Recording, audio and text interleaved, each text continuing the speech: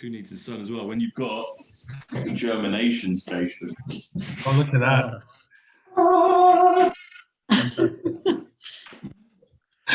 I don't have any special guests, so you're the special guests.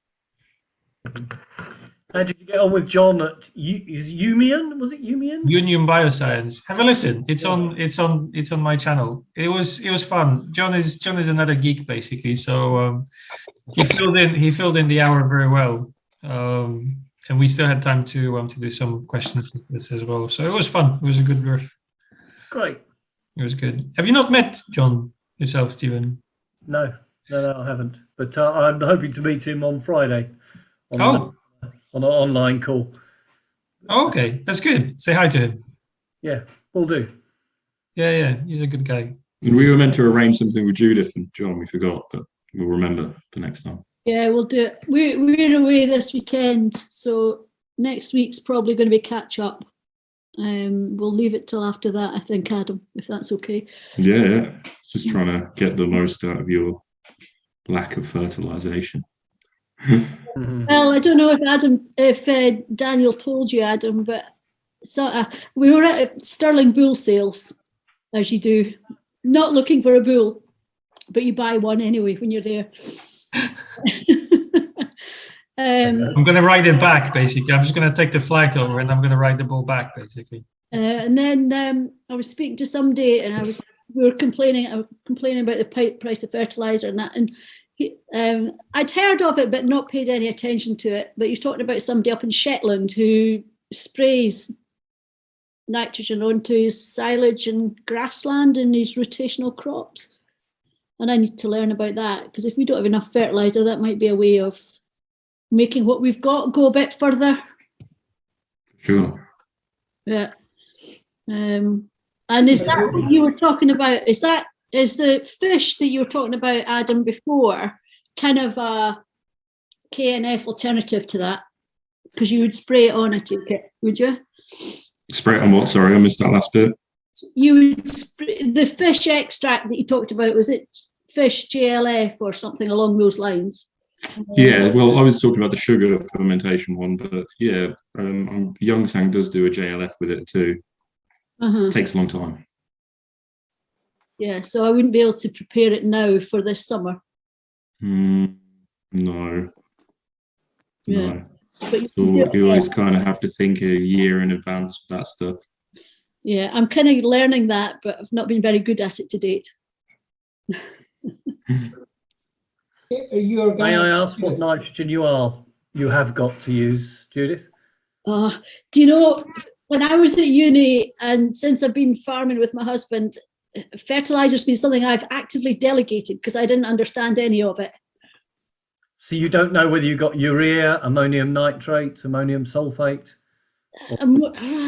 I'm inclined to say a nitrate.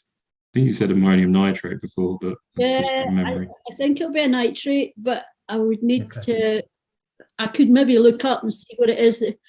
It's Yara. That's as far as I get. It's like cars. You've got a blue one or a grey one or a whatever.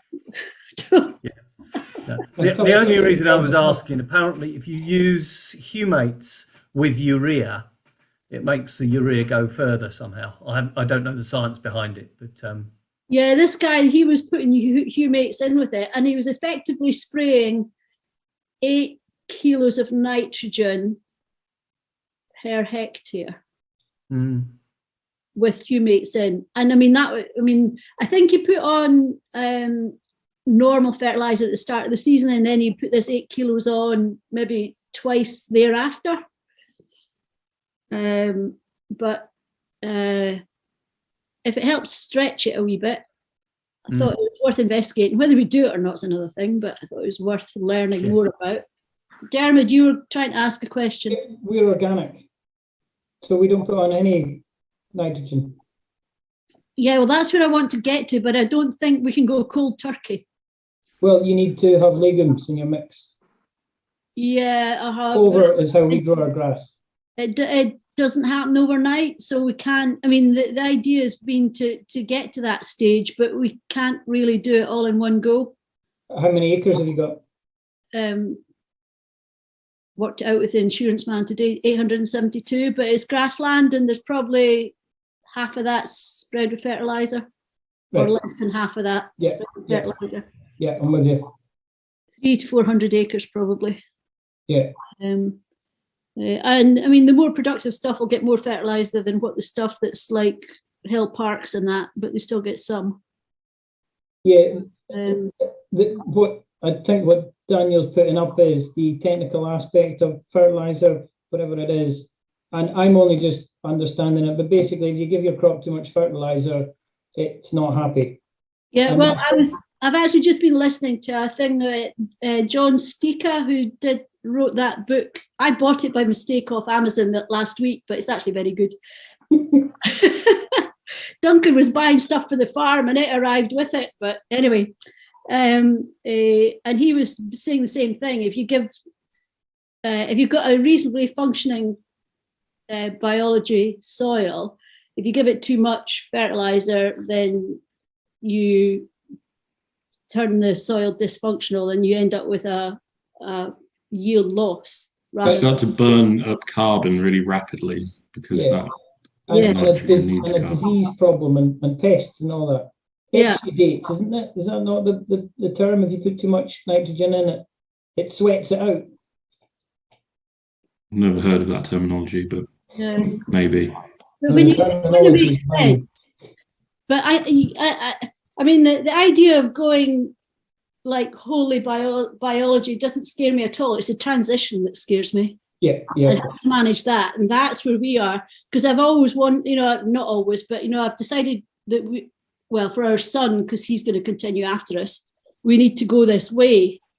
But this doubling plus of fertilizer costs is kind of caught me out. If it had happened in 2 years' time, it wouldn't have worried me because I think I would have been far enough down the line and learned enough to know how to deal with it. But I'm just not far enough down the road to understand how to actually manage that. yeah. Well, 5 years ago, we were there was a 200-acre block that was conventional with conventional cropping, and a 400-acre block that had been organic for a while.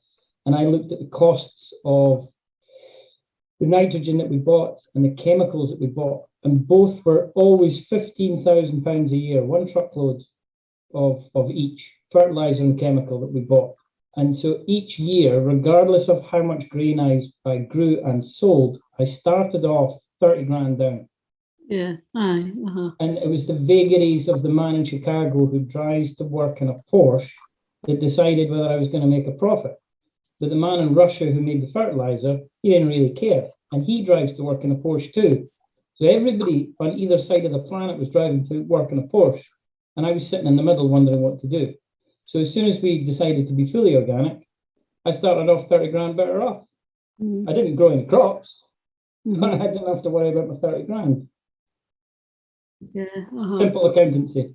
Yeah. Well, we're kind of at that stage. I mean, we were spending like 15 maybe on fertilizer, 15 or between 15 and 17, I suppose. But I mean, that's now more than doubled. Yeah.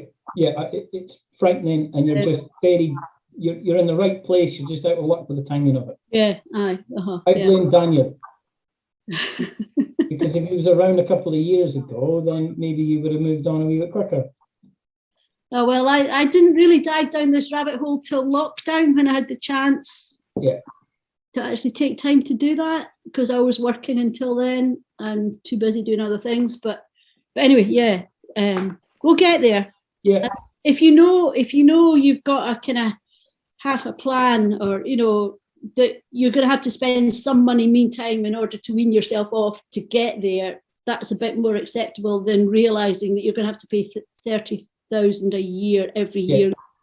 You've got a plan to reduce that. So you buy some methadone in between.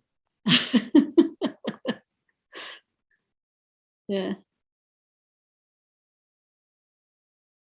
So does anybody here apply fertilizers foliarly as a foliar spray? Anybody that's on the meeting, or are you all organic already got there rather than? I don't apply fertilizers because I don't. But I sell a lot of foliar fertilizers for both organic and conventional growers, and working with some of the organic growers. Some of them are using most of their NPK inputs by foliar input. So how does it work? Is it like, what is the mechanism? Because I've never actually looked into it. Do the foliar sprays basically actually have a way into the plant through the plant itself, or does it have to hit the under the ground? Yeah, it's through the underside of the leaf, but it can only accept certain elements. Fulvic acid helps carry some of that stuff into the plant, but I'd have to go through the literature again to remind myself what elements. The stuff that I was sharing on the screen earlier is just because you reminded me. I saw a guy on my LinkedIn feed. He's a Canadian, and he basically shared a paper with amino acids helping nutrient uptake through foliar applications. So that's another thing to consider. And I think exactly. John from Union Bioscience, he's got a good amino acid mix to play around with. So this is the best one I've found in the country, and it's by Union. It's an L-isomer amino acid derived from soy. After they press the soy for its oil, and the cake that's left over is enzymatically digested, and it yields plant available amino acids. So what that means is the plant doesn't have to use metabolic energy to access those amino acids. There's an energy save there basically, but it is a bit expensive. So I can't remember how much it is. He just gave us that bag to trial. But yeah, you can make amino acids out of fish, like I said before, enzymatically digesting them in a kind of sugar fermentation. But you're not going to yield L-isomer amino acids from fish. So they're amino acids, but amino acids is a big word. Just like humate, just like humic acids and fulvic acids. There's a lot of different stuff out there, and it takes a while to decode the language and get to the bottom of it all. So that's what I'm trying to do at the moment, but we haven't got a lot of choice here in the UK. So so I'm just going to now basically charge John for promotion. I'm going to try and mute Richard. I don't know. I can't. Busy. I can't mute him. I need to mute him. I can't mute him. Anyways, never mind. So yeah, amino acids. There's lots of different stuff. And the aminos and the humates, providing they're good quality, aren't going to interfere with the biology, and are going to make the fertilizers more effective. But like I say, it's sourcing good stuff here for the right price to make it all financially make sense for you. Talk to me, Adam. Yeah, I mean, we're talking to you. We'll be soon talking to you for some stuff. Yeah, we're putting stuff together. So Stephen is going to help us put stuff together as the compost amendment that we've been working on. So that's going to be helpful. We've got some ideas for some of the other elements that we can't get easily. I've already eaten some of the kelp and it didn't kill me, so that's good. You've eaten some of the which? Kelp. The kelp. I wondered how salty it was, and I thought the best way to test is to put it in my mouth. Yes. Yeah, brown kelp. Yeah. Trust Adam to ingest things that he shouldn't be ingesting. But anyways, to be honest, it should be fine, but we can't sell it as food grade. No, I guess that. Not once it's been in our factory. It was quite salty. Now you know the salt content. So that was with a scientific test on the tongue. Yeah, as a sodium test. Yeah. Using very high-tech equipment. Yeah. Well, tongue is pretty high-tech. I'm going to give you a quick update. We're signing up for winter wheat trials, and our approach now basically is to match your per hectare costs And for those who are conventional, obviously, the Armit's not listening. He doesn't have to. And, but basically, it's like I was talking in autumn last year, and my strategy right now is to not charge you what we should be charging you. So we can't afford to match your costs yet. So we should be basically charging £600 per hectare. But it dawned on me that what I need at this stage is a stack of purchase orders from farmers to say that they're interested in the trials, and show those stack of orders to investors so they can basically cover all the expense. So this is basically what I've come up with. Our aim is to match the costs and match the yields, and that's it. And once I get the investment, then I can basically also put in writing that if I lose you money on the crop, I'll pay it back. So that's basically, I'm trying to have a sort of 100% kind of, guarantee for winter trials. And the idea about the purchase order is that anybody who puts in the purchase order for the winter trials, obviously will have the result from our winter wheat before, you'll be going into winter crops yourself.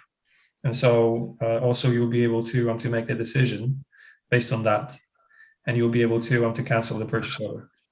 So I'm trying to be as competitive with any conventional system as possible, even at this early stage of development, because we just basically need to gather as much commercial data as we can from real life examples. So yeah, that's just a quick update. Thank you very much for listening.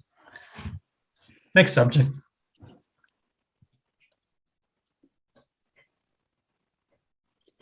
So you're meaning to match the costs of conventional farmers and then match the yields so that the profitability is the same?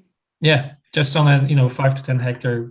For this is I'm always thinking of arable. Obviously, you've got a different situation. You've got different ideas for it, but this is basically how I'm looking at this. And I've been speaking with a number of farmers. I've been meaning to ring Doug, Richard, yourself, like directly. So you didn't get like a mass email there, just to speak separately with you guys, if that's something that will be of interest to you as well to play around. And I've been getting wildly differing values for per hectare costs, and yeah, that was a good laugh. Yes. It was as low as £100, but then there was one person I was speaking with last year. They spent 450. This year they're looking at spending £670 per hectare. So that's is that total variable costs? Sorry, or is that just fertilizer? Fertilizer plus chemicals without application costs. Yeah. So, and somebody also told me, basically, I can't remember who it was, one of the Andrews, I think it was, but basically told me that these farmers are looking at £1,000 a hectare this year. So it's ridiculous. It's absolutely ridiculous. And I was thinking, that obviously our little group of, of early adopters here, a lot of people here have got much lower cost than the mean. But it seems that, a lot of the conventional farmers across the country is going to be really paying through the nose. And that's going to add to the inflation. So if you've heard the news about sort of inflation creeping in, energy prices going up and everything else, start looking in the stores, because the prices for food are going to go sky high. Not if they don't pay us for it. We've got no real control over what they pay for it. That's not going to happen. The thing is that, farmers are at some point going to basically go like, hang on a second, I can't make a living. Everybody's going to go up in arms. NFU is going to go to the Queen. It's not going to happen. The prices will go up. We'll see. But it's not going to be something, that unfortunately for you, the problem is that, it's not going to be the kind of bailout like the banks see, you don't carry that sort of weight. You're going to get 5% over your costs, and just to keep your head over the water. But it's higher. Mm-hmm. I think the government will do everything they can to ensure that food prices do not go up any more than they need to. There's just so much inflationary pressure to assist farmers to cover their costs. It's just not going to happen. I agree with you. Yeah. It could be. On the other hand, they've already allowed for the energy prices to go through the roof. 700 quid an average per household per year. It's massive. It's like a quarter increase easy, for us at least. I see this in my own bill, suddenly just jumped. Nobody even noticed. Yeah, but there's a good deal of difference politically between you going cold in your house, Daniel, and farmers being assisted, subsidised, call it what you will, to apply ammonium nitrate, which then in turn has a severe deleterious effect on climate change and the environment. Do you think they're actually going to subsidise fertilizers? No, never. No, far from it. I think they're going to tax the living daylights out of it. Okay. They already have subsidised it. Well, to a degree. I mean, they subsidised the CO2 production.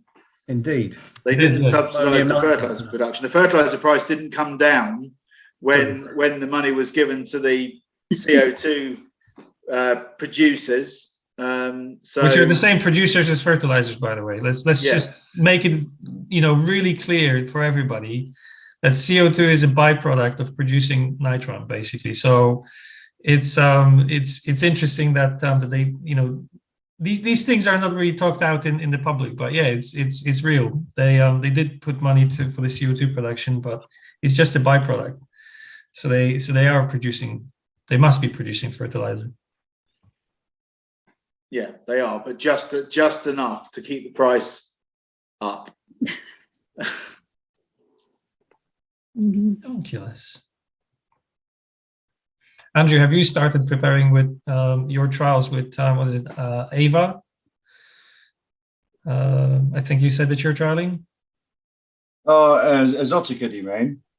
Which Exotica? Oh yeah, sorry, yeah. Well, Exotica. Well, we haven't got the go ahead on the funding yet, so it's got pause pressed on it at the moment. But I didn't expect much action for at least another month yet. Anyway, gotcha. Similarly slow to get any answers on using AD pellets for fertilizer and potatoes as well.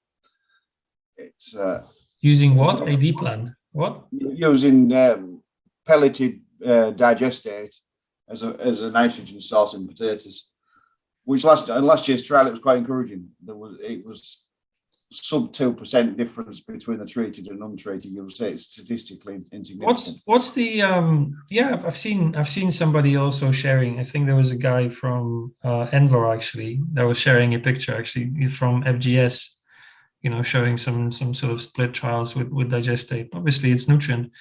What is the sort of like nutrient split in digestate? Is it sort of, is there something that is the main nutrient in it? Like a lot of these type of things, it lacks potash. Lacks potash. Yeah, it lacks potash. Yeah, most of them have a reasonable amount of phosphate in it. Quite how available it is, a question at times. So it's phosphate. Phosphate is the main one, right? Like this. Yeah, for most of them, I can't remember the exact analysis of the digestate, but I'm sure there's more phosphate than potash. Well, I've seen the same thing. I've seen sort of like in the triangle, you had like sort of mostly was phosphate and then sort of nitrogen and potash, like in terms of the split, right? And it was massive. Yeah, I think it's like 5 or 6 times different. Else, to be honest, but I ain't quite sure how it's formulated, but I'm sure there was more nitrogen than anything else, but very little potash. More nitrogen than anything else. Yeah. So that's another interesting bit because they talk about compost as something that would have less nitrogen than phosphorus, for instance. Let's see if I can find it. And that's something that is your limiting factor, basically. For instance, for applying compost becomes phosphorus, because they will limit the amount that you can apply based on that. So I wonder if anybody's done any sort of, studies for, regular nutrient applications where they combine the both. It will be interesting. Most of the potato processors are fairly anti-compost. And that is because? Fear of plastics and heavy metals. Oh, yeah, sure, of course. There's so much of that. Yeah, the whole industry basically is talking about this. I go to I'm gonna get chastised by them when I say this, but I go to their annual gatherings, and I've been going for a few years now, and each year is the same thing. We need to solve plastic. We need to solve plastic. Each year, same story. Never happens. And the most interesting bit is, that I've seen operations where people have tried, and some people simply pull the plastic, and some people reject loads. But then I also have seen an operation which made the compost with the plastic, and then they had a line pulling shredded plastic out of the sifted compost. And I was just, why not just do it in the beginning of the process? It will be far simpler when the pieces of plastic are much bigger. Yeah. Stephen, you wanted to say something. You're muted. Unmute. Oh, there you go. The obvious difference between digestate and compost is compost, we hope, is being produced aerobically, whereas digestate is usually anaerobic. So the bugs used in anaerobic digestion are presumably bugs that we don't want to be introducing to our soil, by and large. Yeah, it's a good question. I mean, especially if they dry these things out into pellets, how many of these bugs survive? It's a good question. And we've also seen actually, I've held this sort of belief as well. But the thing is, if the bugs that we want are not even in the soil yet, then it's not sort of really a big difference. Most of this, the effluent from the anaerobic digestion goes on conventional farms anyway. And so they just basically follow it up with fungicides and all sorts of other chemicals and kill it all up anyway. So yeah, I don't think the pellet thing will get off the ground, to be honest, because the haulage kills it. I don't think the pellet job will get off the ground, to be honest, because the haulage will kill it. But there's a certain amount of carbon produced by pelletizing the digestate, and they can't pellet it at the same place as the digestate is produced, and they can't seem to align the haulage so that when the empty bulkers are coming from factory back to farm, they're coming back loaded with pellets because of where the different places are, which would make things a lot more carbon friendly and cheaper. And then it arrives on farm, you've got to spread it pretty quick because it absorbs moisture. It's a horrible, stinking bloody product. And if you're kind of forced to cultivate your field before you would maybe normally do, to put the pellets on, which then creates more cultivation. There's more, at the present moment at least, in how it works, there's more against it than there is for it. The Exotica looks more interesting, but I've not seen any evidence or anything in the flesh yet, so I remain on the fence. We shall see. I have been out on the back of the whole region, particularly region root crops. I've been asked to speak to the Farmer Scientist Network at Yorkshire Agricultural Society on the 1st of March. There seems to be a little bit of interest building on the subject. There's a shortage of people quite as crazy as me to have a go at the whole thing. So I've been asked to go and speak to them, so that'll be interesting. There may well be some interesting suggestions come from the floor, at least I hope there will be. There's always something to learn both directions.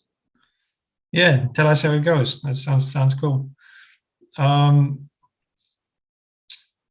This whole thing with these sort of like circular economy. I read an article recently. Somebody basically smart in the States have looked at like they utilize sludge waste, for instance, for growing out algae, because then basically they can recycle stuff that way better. And they're looking even at pre-processing the sludge waste before they actually give it to the algae. There's it's still so this stuff has been in the works for so many decades. It's still ripe for opportunities. So if you've got any ideas, Andrew, how to process that stuff, you've got another business for yourself there. Yeah, the distance is the biggest killer. I mean, Walker's crisp factory is Leicester, so that's what 100 miles and more from here. So that kills it fairish. And it wouldn't be so bad if you could double load the transport. If you could bring it here in empty potato bulkers that are just tipped at factory, like we do with sugar beet, lime out at beet factory, it would start to look a bit more attractive. Even appreciate you can't necessarily have a pelleting plant at the crisp factory if they're in space for it, but if you could manage to align the two, it would make things a lot better. Mm-hmm. And finally, they are talking the right lines. There's the 3 Yorkshire high-crop farms last year. We put pellets onto ploughing and cultivated them in. The fear was ammonia release, so we had to try and seal it up so that the nitrogen didn't escape. Another grower used liquid digestate as, I want to say top dressing, but I might be wrong there. I think it was post planting but pre-emergence, if I remember rightly. And the third one used pellets applied at TI. The results were surprisingly similar. We thought there might have been a bit of difference in the response, but it was pretty statistically insignificant, which was a good thing, because if it's lined up with conventional nutrition and achieving the same results with a more environmentally friendly product, then it's got something going for it. If it was 20% worse, you would just forget about it. It wouldn't be worth bothering with for all the S.E.L factor in a root crop and the inconsistencies and the consequences of them inconsistencies. You wouldn't bother with it. But it was good from that point of view, but from a carbon point of view, it was ridiculous. Is it because the carbon point of view is because of the haulage, or is it because of the tillage?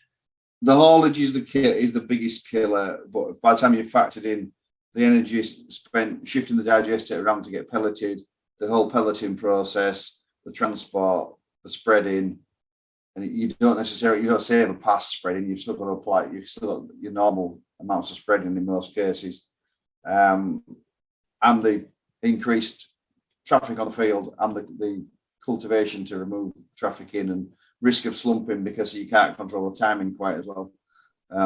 It's got a lot of black marks against it at the moment. Nothing's beyond rectification, but it's got quite a long way to go yet. Right. They're trying to feed the potato crops that supply their factory with waste created from their factory. Mm-hmm. That's the kind of thinking. It's maybe a little bit rose tinted. You know, there is a similar kind of thinking that I heard Paul Shepard from the States talk about. I don't know if you heard of I wonder what this chip basically plant do with their spent oil. They created a farmer oil cartel where farmers would grow sunflower, and then the sunflower would get pressed for the chip shops, and then basically the chip producer would then provide the oil back to the farmers who would reuse it in their farming equipment. Good idea. So there's ideas like that that are floating about, but it's hard to really somebody has to basically spend the time to organize it all, and that's the challenging bit. So it's just that's no small task. Ideas are a dime a dozen, but I thought I'd just throw it out there. Oil cartel, it's a good idea. It's a simple theory, and there's no reason why it shouldn't work, really. I think it's just a matter of scale. But when you mention things like that the tracks all this energy that's used to process that stuff, maybe at certain scale these things could be weighed up, and because obviously that oil has got plenty of energy. If it was used to for instance to create that pellet, then you cut some of that carbon footprint from that. If you've got enough oil left over to ship it over, liquid digestate straight from the plant is probably a better and simpler solution. What's stopping you from using liquid digestate then? Just having the facilities to cope with it. There isn't many farms that have a tank that could take a delivery of digestate. There is people around that can spread it, slurry contractors and things, but you need a certain volume before they can come. And having enough storage to get the spreader to come and spread it is much more difficult. Obviously, you can't put liquid digestate in a potato bulker. So one of basically the key advantage is removing the pelleting process, which is where a lot of the problems are. So one of the thing is, I understand the pelleting process. It's the same reason why we created the goop, because it wasn't created to sell to people growing little potted plants. It was made to ship less amount of stuff to farmers. Yeah. And but in terms of if liquid digestate is an option, do you think basically storage space is a critical factor? Because when you think of, for instance, of apple growers, right? One of the things that allows them to get better profit margins is to keep them in safe storage for when the apples, it's winter time and now people are paying more for apples. And so they literally, some of them have businesses where basically they rent out space in the storage buildings they've made.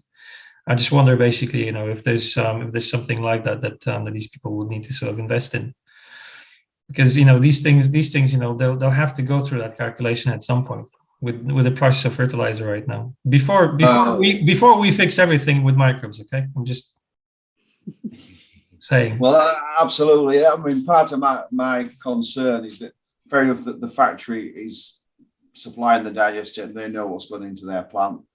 Particularly food waste plants, we don't know what's going into it. And there's a bit of a concern that you contaminate your land for future crops, not just the current one, which is a bit of a worry. And in the same way that you don't put potato waste onto a field that's coming potatoes following year, that would be silly. Put it back on the field it's come from is fine.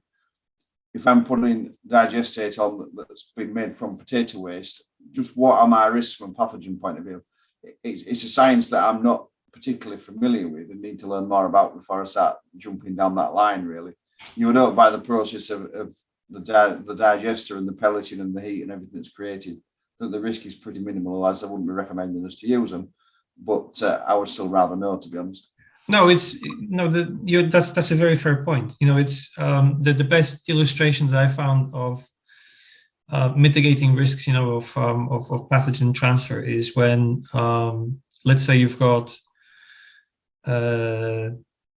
chickens, okay, and then you've got there's a certain death rate obviously on a chicken farm, and then what do you do with those chickens, right? Well, somebody would say let's grind that up and feed that to the chickens, right? You don't do that for a very simple reason, because you're going to have lots more chickens dying, right? Yeah. So what can you do with that? And then the other thing is, well, you could basically feed that to, say, like soldier fried or fish. Basically you'd have to sort of like have different kind of stages along the way, at least one, maybe two, for that sort of whole cycle to go back to chickens without the pathogens. So I think it seems that the whole, I keep seeing sort of, there is an opportunity, but I think you're very, very right in terms of the cost of processing and the cost of transport. And as long as somebody basically finds a good way to process these things effectively and, and environmentally friendly, then it's something that could be done. But it's still, the problem, I think it's still also that it's all treated as waste. And we need to basically, just sort of find a place for the waste and not thinking of it as a source of ingredients for a product. When we look at sort of what we're composting with, we look at what we actually have. And so we do want to know if this stuff is carrying heavy metals. We do want to know if there's aminopyrrolates in it, in the long run when we're taking over, something bigger. So it's important that, if somebody takes on this problem, of circular economy, taking the waste solids or waste liquids, that they actually look at it from the perspective of, what are we working with, and then making sure that the output is clean, rather than just basically saying like, I've got this waste, I need to get rid of it. Who wants it? Yeah. So there is a business somewhere there. Sorry, don't have a lifetime for it. Anyway, well, we've got 20 minutes left. Do you think we're ready to maybe make something for Judith, like we talked about a few weeks ago? Yeah, I mean, the only thing I need from Judith basically is how much space did you want to play around with? Well, what size does a trial need to be? It's up to you what you want to basically use to have a meaningful answer. Because I remember you draw out the block once with the four squares. Yeah. Do you want to do it on 1 acre? Do you want to do it on 25 centimeters? Do you want to do it on 5 hectares? It's up to you. What do you want to do? What you can actually, risk with? Well, from what you said before, it's best if you repeat it 3 times. Yeah. That's if you want to be, if you want to play with academically sort of verifiable results, yes. So I would do something like that check design so that you've got a comparison, but I would do it 3 times, and I would do it in, 3 different fields, and it's easy to do a bit on the hill somewhere. But that actually wouldn't need to include fertilizer because there's not fertilizer used up there. And then pick another 2 fields. My trial field, I've got space to do it in there, so that could be 1, and then pick another one. Because if you just give me the amount of space, then I'll basically say how much we need to produce, and ship over. And then basically, maybe I'll be pestering Phil and Michael to finally sort of come together and help you with getting these trials done. And when do you think's the best time to apply it, and how long can it live in the fridge? Is it just like a week in the fridge? So I would need to be ready to go with it. Yeah, basically whenever you're ready, whenever you are ready. So we decide basically on when do we start. Like it depends really. So it's still relatively cold, and most likely end of March would be sort of the first time we'd be looking to start applying over there. While it's it's still on wet ground basically. I think it really depends on the season, because sometimes here April's not much better than March. Right. I think we should. Yeah, I don't see it being before April, but if it's a bad spring, if it's cold and the ground is cold, I think I would maybe even wait till May. Up to you. Yeah, right. Okay. I've definitely got 2 plots I can do it on. I'll see if I can work out a sensible 3rd one. Oh yeah, maybe I have 1 actually. What's the sort of area you've got sort of in the back of your mind? Kind of an acre. An acre total? For each plot, an acre total for each plot. So, and then each plot is divided by 4. 4. So then, each acre would have the goop on half of it. Okay. So that'd be an acre and a half, wouldn't it? Roughly speaking. That's fine. That's fine. So 6,000. So yeah. So basically, we would need to produce about 10 liters of goop. That's it. That's not a problem. Right. And that can be shipped, and that can be probably shipped, because the only limitation I've got basically is that because you're in Scotland, I think I need to get a chilled van to deliver that to you, because when we ship it, via Royal Mail or something, it takes 2 days to get to you. So that's the only thing I basically would need to pay for. And how do you want? How is it best applied? Well, best applied would be some sort of a way to inject it into the soil, but obviously this is a limitation. So we've had results with overhead sprays. So if that's the only thing that you've got access to, then basically that's what you do. Yeah, but I'd like to know how much of the biology survives the spraying process. It depends how dry it is, because basically if it lands on dry soil, flagellates, there's not going to be many unless by the time we get to yours, I figure out the best way of adding flagellates to it as well. But flagellates pop the first when it's going on dry soil, basically. But if it's wet, then they've got a chance to go down. So it's best done in is it like what I was doing last year, best done in the evening and in wet conditions? Yeah, probably it's a good idea, because then basically, these guys live in the dark and wet. So Yeah. Uh-huh. sounds dodgy, I know, but that's the truth. Mhm. Yeah. Right. So this is I was going to ask you, Daniel, do you have specific recommendations in terms of pressure and filtration when you're applying these products? pressure and filtration. Yes, basically, if you're using a sprayer, we filter it down to 400 microns. So anything with a filter above 400 micron. So we have managed, for the sprayer that we use on the farm, we've managed to fit it with a filter with a 600 micron filter. That's what I meant to say. And he was using the highest pressure he had. He's got 5 bar, but because we put 1 millimeter nozzles on it, and you're not hitting the ground, it's still just going down as a mist. You're not really damaging anything. So we were testing it. So we would run behind the sprayer with a urine cup, taking a bit of the sprayer pee, looking at it. Avoid right angles as well, and that helps a lot, but it's hard work. There is a thing in the course, actually, avoid right angles in the equipment, but that's something that's more difficult to police. We just checked basically under the microscope, if we've got that. So yeah. So the maximum pressure is 5 bars. It's not like that. No, maximum pressure is it's about impact force. So you can have 80 psi if you're trying to basically go to the top of a tree, because by the time it gets to the top of the tree, it's just like a gentle landing. So right. It's about sort of not basically getting them to hit a surface at a very high velocity. Mm-hmm. That's what you don't want.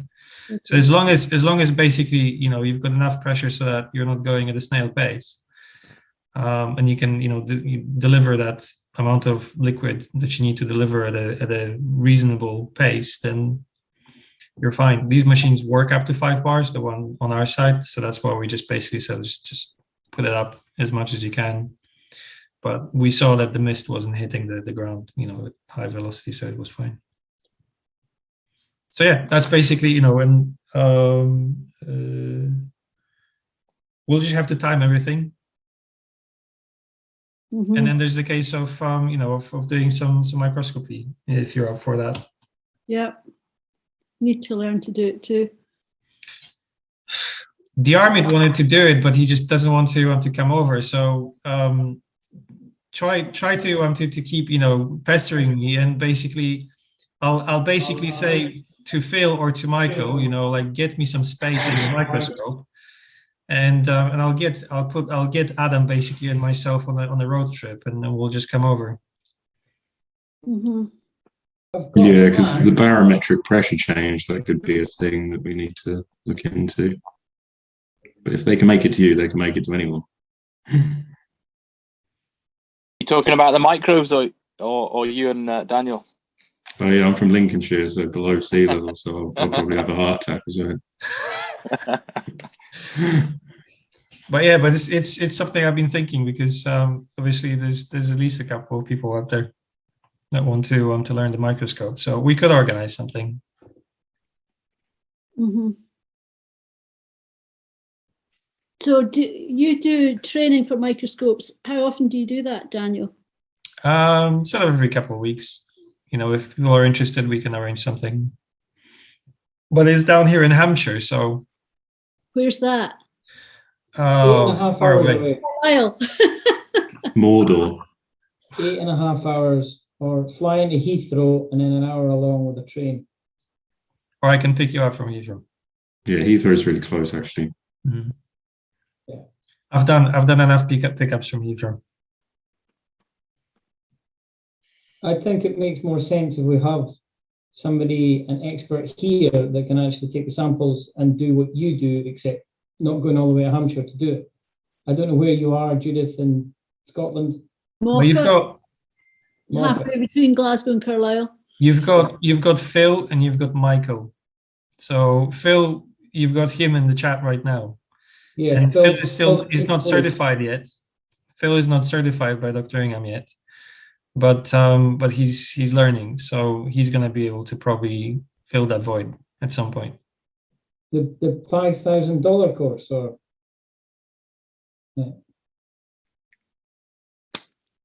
With a discount, I hope. Always got a discount. They always do it. Yeah, they always Yeah. do. That's what I'm saying. It's like, They ought to just reduce the price. Yeah. I think As that's if they made it up or something. Yeah. I'm just gonna charge $5,000 per soil sample. Damn it. And you're done in one session. Basically, you've made your money back. You're much smarter, Phil, than I am. You just need to find somebody less smart than me for that. you work in the cabinet.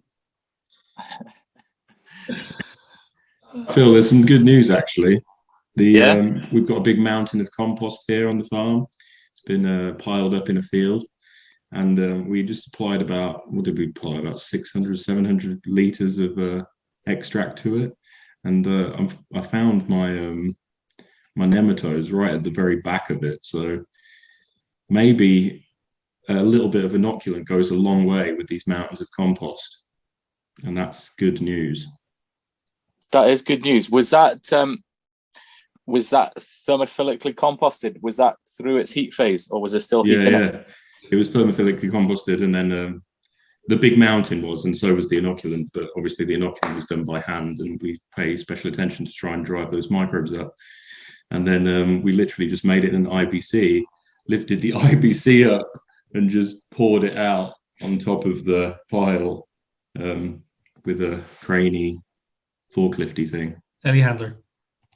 Yeah, that makes sense, because that's what we were doing, but unfortunately our mushroom compost hadn't finished sort of its heat phase. It's still hot, so we're just spreading it out, trying to get through it. Maybe mix more woody in it. No, the pile in the field is still warm. Right. How warm? I've not been checking, but it seems. A few months ago, I poked the thermometer all the way into it, and it was 50 degrees, about, I don't know, 3 foot down into the mountain. But that's kind of mesophilic temperatures, and that's happening because of the bacteria. So, if you can get bacterial feeding nematodes or flagellates in that, they're actually very happy in that environment because it's pretty warm and there's huge amounts of bacteria. There's a lot of ecological space to move into that isn't inhabited by these higher trophic grazing microbes. So I wouldn't let that hold you back from trying stuff out. Yeah, no, definitely. I'd agree with the temperature thing. The thing that worried me more was the depth of the pile and anaerobic conditions. Did you find? I mean, was if yours they get getting to that stinky? part, they'll just stop, right? If they get to that, if there is a big anaerobic patch, they won't be able to move into that. Was your pile getting stinky at the bottom? It's kind of impossible to tell because it's so massive and we can't take it apart. But it's been kind of piled there. It's been accumulating there bit by bit. It wasn't all just plonked there as one huge pile. Okay. So I don't really know the answer to that, but hopefully not.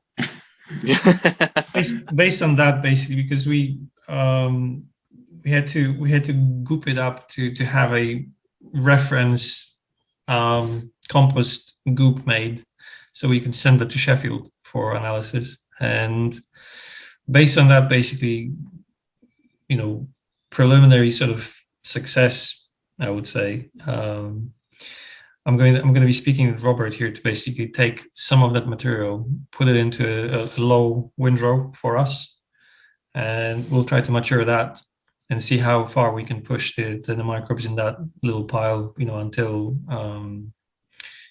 the end of the current harvest, basically. So if we can actually move some of that stuff in our direction, because we've got pretty good control here, because the material, leaves the windrows, doesn't sit in the windrows in the hot for too long. It's a little bit caramelized, so it's not fantastic. The temperatures are still too high in the windrows. but then it took a lot of time to mature. And so if we basically play around with it and start mixing stuff with it, and sort of drive the succession, then I think we might actually end up with pretty good material by the end of it. Because he's not going to be spreading everything in spring. He's actually spreading only about 30% of it in spring, and the rest is going to stay until winter crops. Okay. Eventually found a really good way to make a super cheap and large scale lactobacillus serum as well, just by soaking hay in cold water. It gets to the point where all the sugars, the amino acids, leave the hay and they go into the water.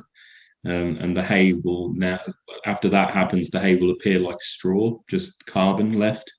And then in that water, I've seen loads and loads of lactobacillus, streptobacilli, streptococci, and then no motile bacteria, no pathogens. So it was just literally a bale of hay in an IBC container full of water. And that gives you access to really large amounts of lactobacillus, which you could probably use to try and control that anaerobic environment in the center of that big pile, because they're facultative anaerobes. They might help that. And the aerobic organisms can probably still chow down, like the flagellates have been observed to really like lactobacillus. So maybe you could play around with that too. And that's obviously super, super cheap.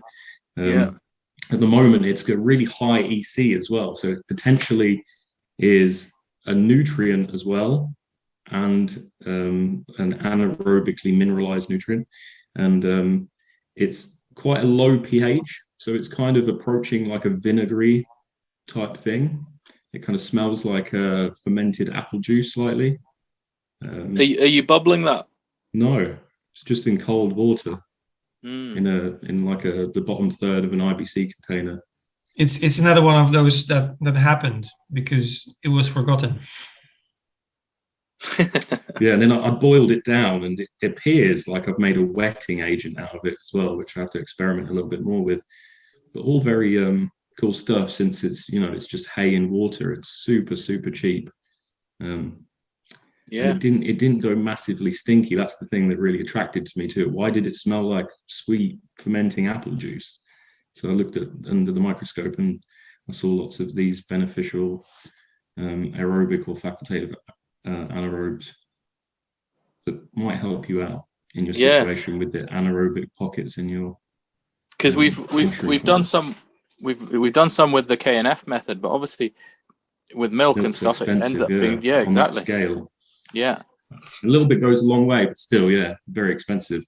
And if you include, so we had a little talk last week or 2 weeks ago, about the humates, finding like a good source of humic acid, or humic acids, I should say, and how fulvic acids are more expensive than humic acids, right? But in this process with the hay in the water, as the lactic acid bacteria start to digest those sugars and the amino acids from the hay, like I say, the solution goes really acidic. So it's sitting about 4.7 pH right now. And that 4.7 pH is sufficient to extract the fulvic acid from the humic acids, because the fulvic acid is the acid-soluble fraction of the humate, or the humic acids, right? So this is a super, super cheap process, super simple to do. You can do it in winter, in Scotland, and it might even work better, maybe. Because in summer, I'm thinking that the higher temperatures are probably going to help different types of bacteria, and it's going to get smelly faster. But the cold temperatures seem to keep it. I don't know if the cold's anything to do with it, but definitely something happened. So anyway, as it goes to that vinegary, fermented apple juice kind of situation, it's going to extract the fulvic acids and the heavy metals or anything left in the humics. Obviously, if you can get a good quality humic acid, then you're not going to have those heavy metals in it, but that's easier said than done. But that's just going to precipitate to the bottom of the container, and the fulvic is going to be actually in solution, whereas the humics are going to be in suspension, because they are the alkali soluble fraction of that material. And what you're looking for is Cretaceous deposits or really old deposits of this stuff. So that's just me spitballing, but trying to make super ultra cheap ways of making this stuff that we can use and you can use, hopefully. Because I was reading something somewhere about guys growing mushrooms on straw. Obviously, one of the big costs for mushroom productions, like pasteurization of your growing material, if you like. And these guys were just pasteurizing the straw in cold water, which essentially could be similar to what you're doing. The lab could be just cleaning it all. Yeah, usually with the cold water pasteurization, they'll use lime, but you might be talking about something that I'm unaware of. Do they?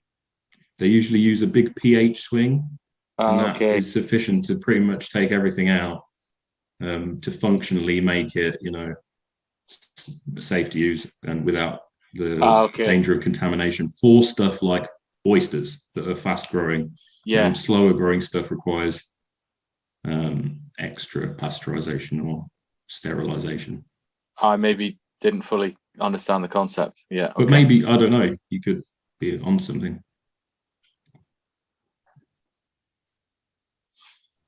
Cool. Sounds good. Any more questions? Stephen? Yes. How would you like to, do you have time next week to join us? Hopefully. How would you like to sort of be the guest actually and have a bit of limelight? Because, you're very active here and, you could talk more about some of the stuff that you've been doing with your carrot growers as well. Yeah. I'll be happy to do that. Let me check my diary first. I need to reach a light before I can look at my diary. Light has faded in the last hour. Yes, I've noticed we only can see the light reflections in your glasses now, and there's like this ghost basically there. It's gone into the event horizon. No, but it just crossed my mind. Thanks for those products as well. I'll look them up. Oh, Diarmid, you were questioning temperature probe. Funny you should ask. I'm waiting for some thermometers to come from Poland, believe it or not.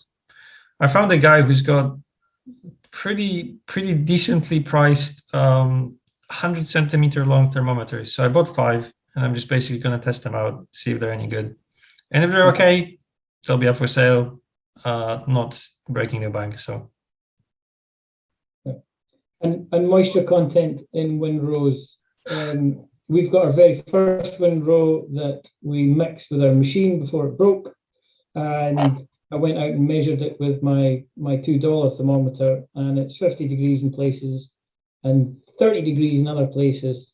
And I just wonder that actually, given that January's been so dry, that we don't have enough moisture in the heat.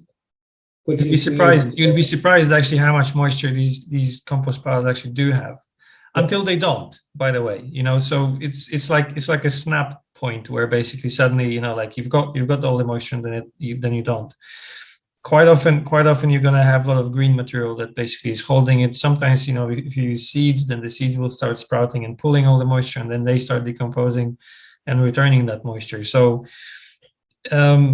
you will find also that the moisture will be accumulating in the top quite often with the temperature. Basically, all of it will be evaporating and sort of condensing on the top layer, and so the top layer will be very, very moist, and you're going to see it. You're going to squeeze it, and you're going to see it. And then the bottom actually is what doesn't have that moisture because it all now went to the top. And when you mix it, everything's still got enough moisture, and you don't have to really add anything else. The stuff that Dr. Ingham talks about is she talks about the master gardener method of squeezing a little bit that fits into the palm of your hand. We've looked at various things. We don't really have yet a good tool to recommend that you can simply just poke in and use that reliably. If we have one, that would be great. Adam, do you remember? I think there was one we were talking about potentially buying, but I can't remember right now off the top of my head. But there's but the one that I wonder actually if some of the grain moisture measuring tools could be used. Sorry, I was writing a message. You're talking about moisture readings, yeah? Yeah, the thing I was talking about is the aerometer tensiometer, but it's not a measure of moisture content. So it's more of like it's like how fast the plant can access moisture in that medium. It's meant for soils, really. It's not for compost. I was thinking about using it for mature compost, because mature compost is a little bit more like soil and at least gives us some kind of metric. But yeah, the course just teaches the old squeezy method. And the thing with that is it's something that we've failed to do here, but you know, it's one thing that I'd love to do once we've got more people here. There's an experiment to be done which connects this to actual moisture content through drying. So we would need to basically run a series of tests that will sort of material gets dried in the oven, slow dried in the oven. So each time you've got a different sort of squeeze amount of that you're being told, you know, like nothing showing or a little bit showing or streaming out basically, and dry that material in the oven, compare that. But in terms of sort of, you know, moisture of compost, you wet it out in the beginning and then you don't need to add a lot throughout the process. Yeah, the issue was that it's made from farmyard manure straight out of the cattle pen. So it's been sitting there in dry straw bales initially, cattle muck, cattle urine. It's gone out to the field. I've taken some poultry litter, which has also been inside a shed for a year, which has only got the moisture that has dripped from the drinker lines, mixed the two together and only mixed them with the greenish substance, which was bark clippings and bits and pieces, which is pretty brown. So overall, the original mix was quite dry. Mm-hmm. And this was only done a month ago. The bark chippings, the only thing about that is that we would wet that out. Right. So you want to soak that. And we actually use something that Paul Stamets shows on his YouTube channel, which Adam called graciously chip flip. And we just basically always keep an IBC full of wood chips submerged in water. And then we just basically pull that out. So it sits in anaerobic conditions. And then basically the theory is that the oxygen, once you pull it out into air, kills the anaerobes, but leaves the nutrients that they leave behind. And that basically kickstarts the growth of fungi in the compost. So we basically just have a tank of wood chip, always submerged wood chip. That's that's a little amount. I had 50 cubic meters. Yeah, so it's more difficult to wet it out. So that's your challenge. You want it to be wetted out. And but wasn't the problem that there's too much moisture in the rest of the materials? Sorry? Was the issue that in the cow muck there's a lot of moisture? No, not enough, I think. Oh, okay, sorry.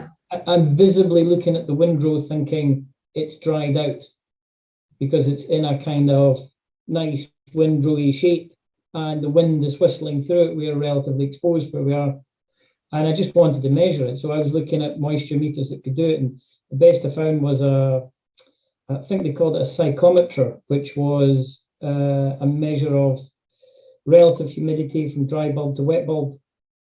And if you had 1 point here and 1 point there, one was in the heat and one was out, then you could come up with a relative measure of moisture, which wetting out material can be tricky if you've got lots of it, because basically you can pour water and just continue pouring water and just continue pouring water and it will still be dry. Yeah.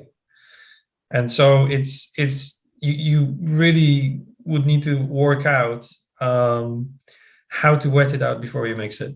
You want those wood chips to be wet, or the other material to be wet. And it's super cheap wetting agent might help. Haven't made it yet.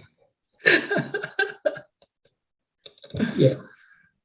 Adam's special soap, which is not a soap. Anyways, we're overriding now. Are you happy with that, Diarmid? Thank you.